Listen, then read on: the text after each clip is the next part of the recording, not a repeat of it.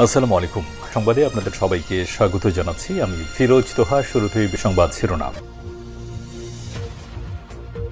জানিয়ে দেব এই মুহূর্তে হাতে পাওয়া সর্বশেষ গুরুত্বপূর্ণ আপডেট বাংলা সংবাদ। শুরুতেই জানাবো দলবাজ কর্মকর্তাদের বিরুদ্ধে ব্যবস্থা নেওয়ার আহ্বান ভিপি নুরের। দেশের বিভিন্ন সেক্টরে আওয়ামী লীগ সরকারের নিয়োগকৃত অসৎ, দুর্নীতিবাজ, চাঁদাবাজ এবং দলবাজ কর্মকর্তাদের বিরুদ্ধে ব্যবস্থা গ্রহণের আহ্বান জানিয়েছেন গণ অধিকার পরিষদের একাংশের সভাপতি ও ডাকসুর সাবেক ভিপি নুরুল হক নূর।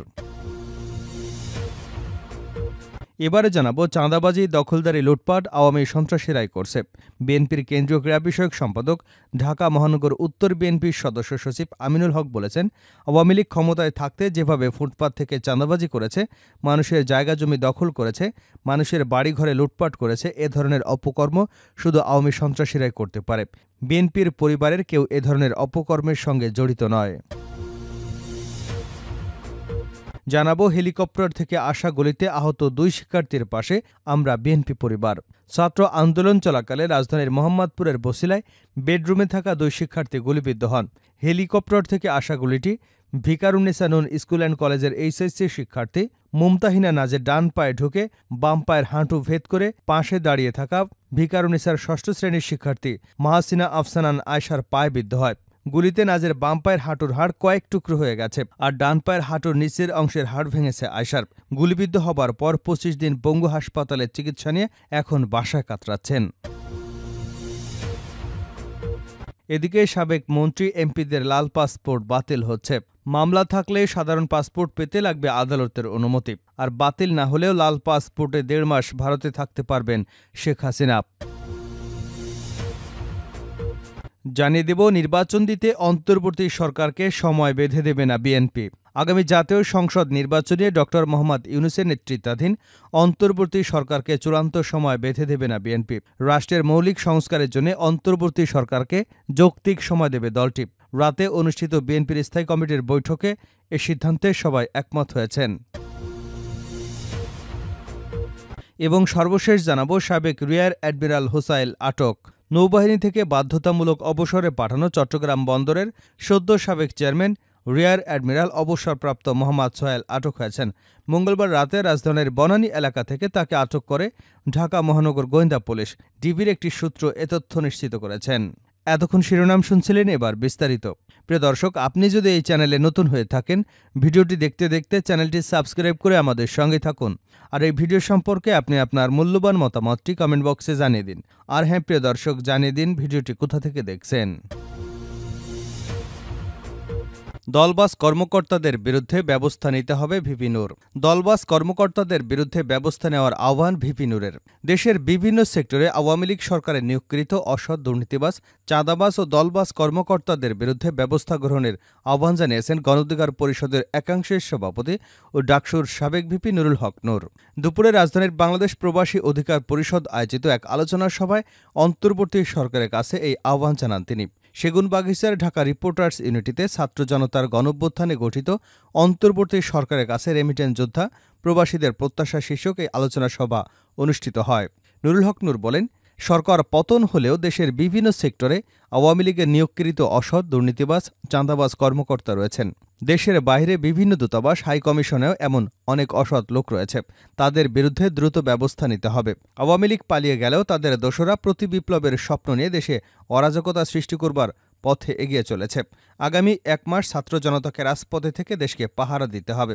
এখন বিভিন্ন ইস্যুতে রাজপথে অনেকেই আন্দোলন করছে বিভিন্ন দাবি দেওয়া নিয়ে। তাদের বলবো, আপনাদের প্রতি আমাদের সমর্থন রয়েছে, কিন্তু এ সরকারকে একটু সময় দিন। দেশের পরিস্থিতি স্বাভাবিক হোক, আমরা কথা দিচ্ছি। আপনাদের দাবি নিয়ে আমরাও কথা বলবো, কিন্তু আপনারা আওয়ামী লীগের ফাঁদে পা দিয়ে দেশকে অস্থিতিশীল করতে সহযোগিতা করবেন না।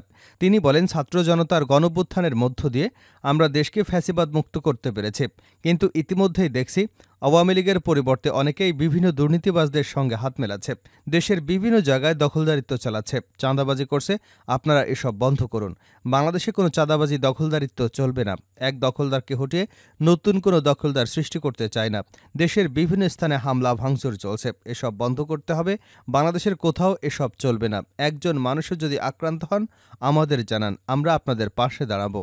এদেশ অসাম্প্রদায়িক দেশ। এখানে সাম্প্রদায়িক উস্কানি দিবেন না।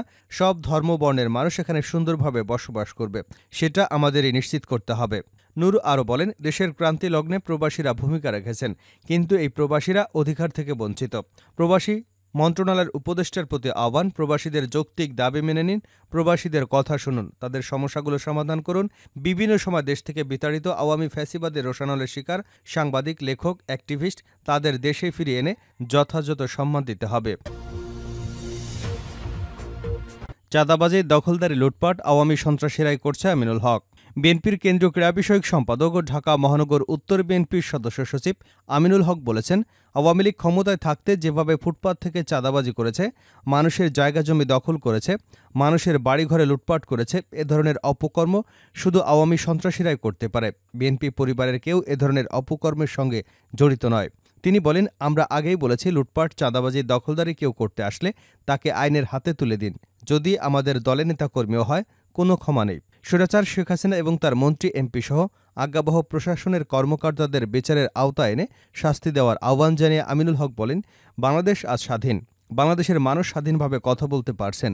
এই স্বাধীন বাংলাদেশে আর যেন কোনো স্বৈরাচার দেখতে না হয়। তিনি বলেন, আমরা বাংলাদেশে আর কোনো স্বৈরাচার তৈরি করতে দেব না।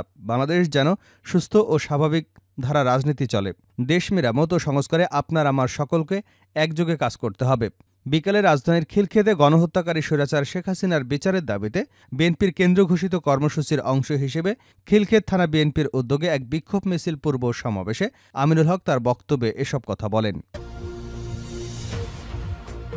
হেলিকপ্টার থেকে আসা গুলিতে আহত 2 শিক্ষার্থীর পাশে আমরা বিএনপি পরিবার। ছাত্র আন্দোলন চলাকালে রাজধানীর মোহাম্মদপুরের বছিলায় বেডরুমে থাকা 2 শিক্ষার্থী গুলিবিদ্ধ হন। হেলিকপ্টার থেকে আসা গুলিটি ভিকারুন্নেসা নূন স্কুল অ্যান্ড কলেজের এইচএসসি পরীক্ষার্থী মুমতাহিনা নাজের ডান পায়ে ঢুকে বাম পায়ের হাঁটু ভেদ করে পাশে দাঁড়ানো ভিকারুন্নেসার 6ষ্ঠ শ্রেণীর শিক্ষার্থী মাহসিনা আফনান আয়শার পায়ে বিদ্ধ হয়। গুলিতে নাজের বাম পায়ের হাঁটুর হাড় কয়েক টুকরো হয়ে গেছে, আর ডান পায়ের হাঁটুর নিচের অংশের হাড় ভেঙেছে। গুলিবিদ্ধ হবার 25 দিন পঙ্গু হাসপাতালে চিকিৎসা নিয়ে এখন তারা বাসায় কাতরাচ্ছেন। সোমবার সমকালে এই সংবাদ প্রকাশের পর বছিলা ওয়েস্ট ধানমন্ডি হাউজিংয়ের এ ব্লকে 4 নম্বর সড়কের 2 শিক্ষার্থীর বাসায় যায় আমরা বিএনপি পরিবার।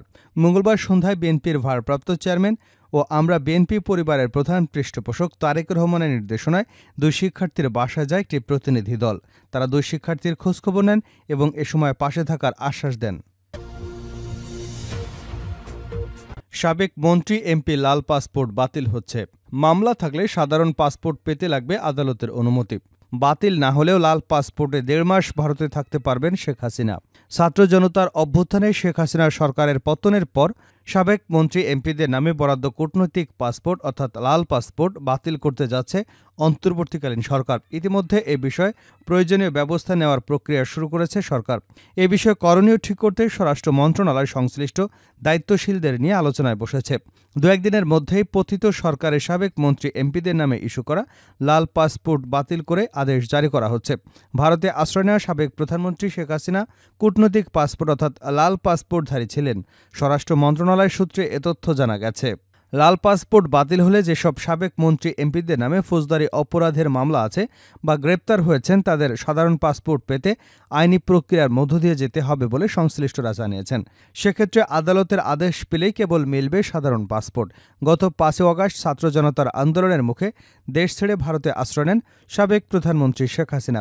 ইতিমধ্যে তার সরকারের কয়েকজন সাবেক মন্ত্রী, এমপি গ্রেপ্তার হয়েছেন। কেউ কেউ গ্রেপ্তার এড়াতে শেখ হাসিনা সরকারের পতনের আগেই বিদেশে পাড়ি দেন। তবে পতনের পর আর কেউ বিদেশে পালিয়ে আছেন এমন খবর পাওয়া যায়নি। বেশিরভাগ এমপি মন্ত্রীরা দেশেই আত্মগোপন করে আছেন। তাদের ধরতে আইন প্রয়োগকারী সংস্থা বিভিন্ন অভিযান অব্যাহত রেখেছে। ভারতে আশ্রয় নেওয়া সাবেক প্রধানমন্ত্রী শেখ হাসিনা কূটনৈতিক পাসপোর্ট বা লাল পাসপোর্টধারী ছিলেন।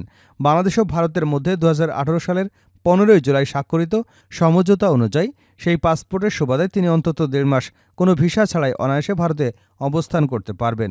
গত 5 আগস্ট ভারতে যান তিনি। ভারতের আইন অনুযায়ী আর 29 দিন দেশটিতে থাকতে পারবেন শেখ হাসিনা, যদি না এরই মধ্যে সেই পাসপোর্ট রিভোকড বা প্রত্যাহার হয়। তাই বর্তমান অবস্থান সম্পূর্ণ আইনসম্মত।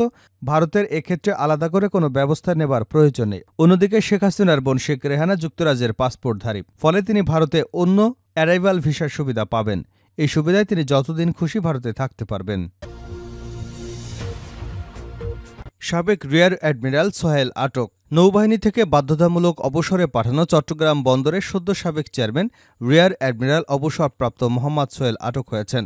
মঙ্গলবার রাতে রাজধানীর বনানী এলাকা থেকে তাকে আটক করে ঢাকা মহানগর গোয়েন্দা পুলিশ। ডিবির একটি সূত্র এ তথ্য নিশ্চিত করেছে। ডিবি ছাড়াও সাবেক মুক্তিযুদ্ধ বিষয়ক প্রতিমন্ত্রী ক্যাপ্টেন অবসরপ্রাপ্ত এবি তাজুল ইসলাম, আওয়ামী লীগের সাংগঠনিক সম্পাদক আহমেদ হোসেনকেও আটক করা হয়েছে। বিষয়টি নিশ্চিত করে ডিবির একটি সূত্র জানিয়েছে, তাজুলকে রাজধানীর গুলশান এবং আহমেদ হোসেনকে বনশ্রী থেকে আটক করা হয়েছে। তাদের ডিবি হেফাজতে রাখা হয়েছে। তবে কোন মামলায় গ্রেপ্তার দেখানো হবে বিষয়টি এখনও বলা যাচ্ছে না। গত ১৯শে অগাস্ট সোহেলকে চাকরিচ্যুত করে চিঠি দিয়েছে নৌবাহিনী। এর আগে গত ৭ আগস্ট বন্দর চেয়ারম্যান পদ থেকে সরিয়ে তাকে নৌবাহিনী ট্রেনিং অ্যান্ড ডকট্রিনের কমান্ডার হিসেবে বদলি করা হয়। সোহেলের বিরুদ্ধে দুর্নীতি, জোরপূর্বক গুম এবং হত্যাসহ বিভিন্ন অভিযোগ রয়েছে। ২০২২ সালের ২২শে ফেব্রুয়ারি মোহাম্মদ সোহেল কমোডোর থেকে রিয়ার অ্যাডমিরাল হিসেবে পদোন্নতি পান। তিনি ১ বছরেরও বেশি সময় ধরে চট্টগ্রাম বন্দর কর্তৃপক্ষের চেয়ারম্যান হিসেবে দায়িত্ব পালন করছিলেন। গত বছরের ২২শে এপ্রিল চট্টগ্রাম বন্দরের চেয়ারম্যান হিসেবে নিয়োগ পাওয়ার আগে তিনি ২০২২ থেকে ২৭শে ফেব্রুয়ারি থেকে পায়রা বন্দর কর্তৃপক্ষের চেয়ারম্যান ছিলেন।